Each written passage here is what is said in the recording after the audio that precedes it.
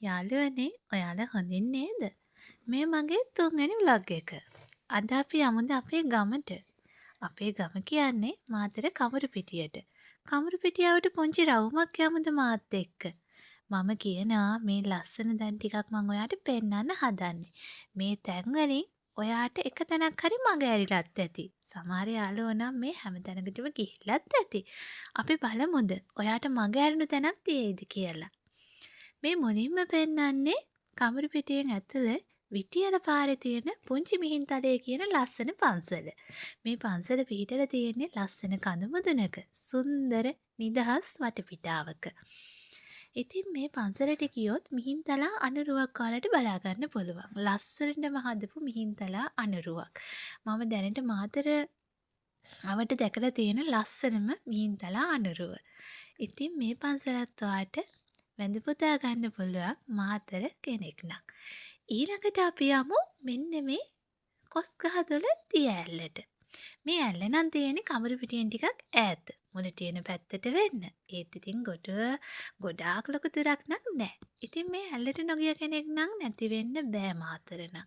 මං හිතනවා මේ ඇල්ලට අනිවාර්යෙන් ගිහින් ඇති කියලා. මොකද කමරුපිටියාවට දිය ඇලි ටිකක් අඩුයි.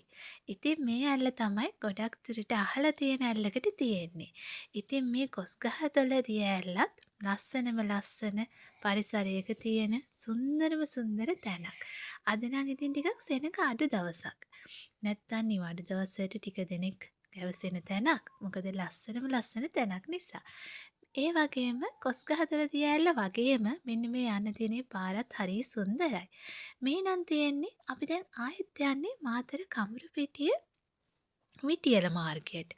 විටියල ලේනපටුව නිල්වලා විද්‍යාපීඨය පැත්තට යනකොට හම් වෙන ජලාශය තමයි මේ. මේ වතුර අඩු දවස් නිසා එහෙම පේන්නේ. ඒ පාර තමයි මේ.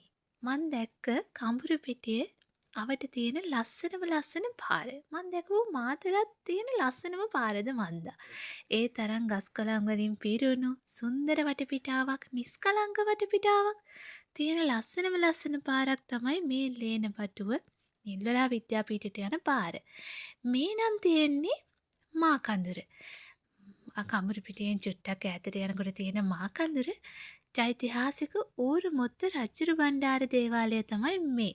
ඓතිහාසික වටිනාකමක් තියෙන මාකඳුර ගොඩාක් ප්‍රසිද්ධියක් ගන්න මේ ඌරුමුත්ත රජ්ජුරු බණ්ඩාර දේවාලය.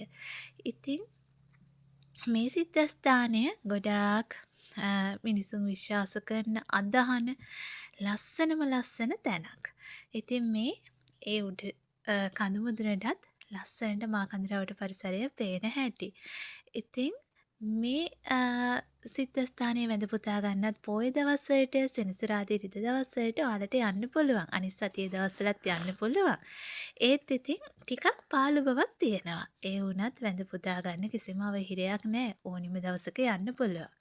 මේ වගේ ලස්සන පරිසරයක් තමයි ඒත් තියෙන්නේ. මේ තමයි ඉතින් අපි බලපු කොස්ගහදොළ දිය ඇල්ල.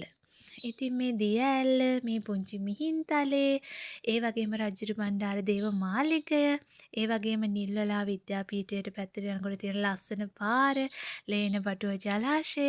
ඉතින් මේ වගේ ලස්සන තැන් අපේ ගමේ තියෙනවා. ගොඩක් අපේ ගමේ ලස්සන තැන් තියේදී අපි ගොඩාක් දුර ඈත යනවා ලස්සන තැන් බලන්න. ඉතින් යාළුවනේ ඔයාලගේ ගමේ තියෙන ලස්සන තැන් මග අරින්න එපා. ඒ ලස්සන තැන් බලා ගන්න. ඉතින් මං ඔයාගෙන් ආදරෙන් ඉල්ලනවා ලස්සන තැන් බලා ගන්නවා වගේම අපේ ගමේ ලස්සන තැන් අපි පරිස්සම් කරගමු. ඒවා අපේ ඉදිරි අනාගතයේ ඉන්න දරුවන්ටත් රස විඳින්න ඉඩ දෙමු කියලා. ඉතින් ඔයාලට ගොඩාක් ස්තුතියි. අද මගේ vlog එකත් එක්ක රැඳිලා හිටියට. ඉතින් මාව subscribe කරන්න කියලා ඔයාලගෙන් ආදරෙන් ඉල්ලනවා. ඔයාලට බුදු සරණයි.